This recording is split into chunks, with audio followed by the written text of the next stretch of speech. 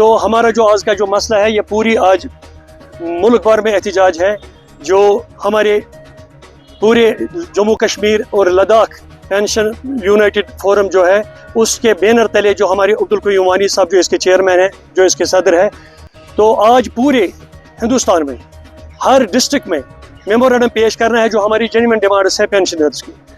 اس میں ایشوز 2-4 آج ہم نے جو ہمیں اس میمورنڈم میں ہم نے لکھے ہیں وہ ہمیں کنسرن ڈیسیز کو ہمیں سبمٹ کرنے ہیں. ایشوز تو بہت سارے ہیں. جو پینشنرز ہیں یہ part and parcel of government ہی ہوتے ہیں, چونکہ انہوں نے اپنی سروس 30-25 سال 40 سال اس اپنی ڈپارٹمنٹ کو دی ہے. جو ان کی جوانی ہوتی ہے اس دوران وہ اس ڈپارٹمنٹ میں اپنی خدمت گزاری کرتے ہیں, اور جب بیڈ میں ریٹائر ہوتے ہیں ان کے جو حقوق ہے ان کو شب خون مارا جاتا ہے. اس سلسلے میں پورے ملک میں آج قیوم صاحب کی قیادت میں ایک پرامن احتجاج کا منعقد کیا گیا ہے. اس میں جو ہمارے جینوئن ڈیمانڈس ہیں ان میں سب سے پہلے جو ہماری پہلی ڈیمانڈ ہے اس ڈیمانڈ چارٹ میں جو ہمارا میمورنڈم ہے اس میں پینشن انہینسمنٹ ہے.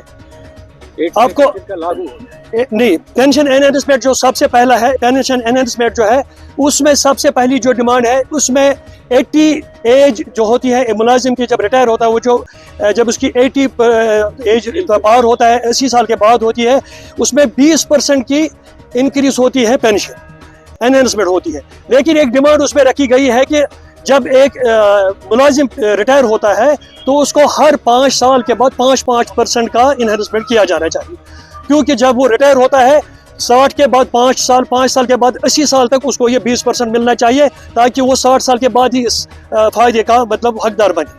پہلی ڈیمانڈ ہے.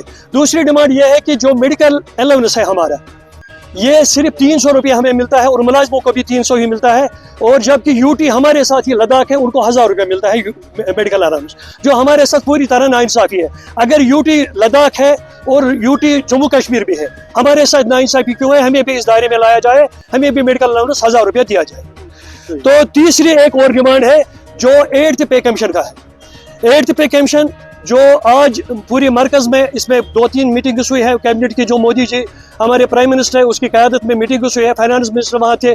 اس میں لگتا ہے سننے میں آیا کہ جو ہمارے ریٹائر ملازم ہیں ان کو اس کو ایکسکلوڈ کیا گیا ہے, ان کو چھوڑا گیا ہے. تو اس سلسلے میں 2-3 میٹنگز ہوئی ہے مرکز میں. ہمارے جو لیڈر ہے قیوم صاحب وہ مرکز میں بھی گئے تھے, وہاں بھی اس نے اپنی ریکویسٹ کی ہے ان سے. اور ہم جموں کشمیر کے یوٹی گورنمنٹ سے ہمارے عمر عبداللہ صاحب وزیر اعلیٰ ہے, ہماری گورنر صاحب ہے, اور ہمارے جو وزیر اعظم ہے ہند کے جناب مودی صاحب یا فائنانس منسٹر ہماری ہے, ان سے بھی ہم مودیبانہ گزارش کرتے ہیں کہ جتنے بھی ملازم ہیں پورے ملک میں ان کو بھی 8th پے کمیشن کے دائرے میں لانا چاہیے.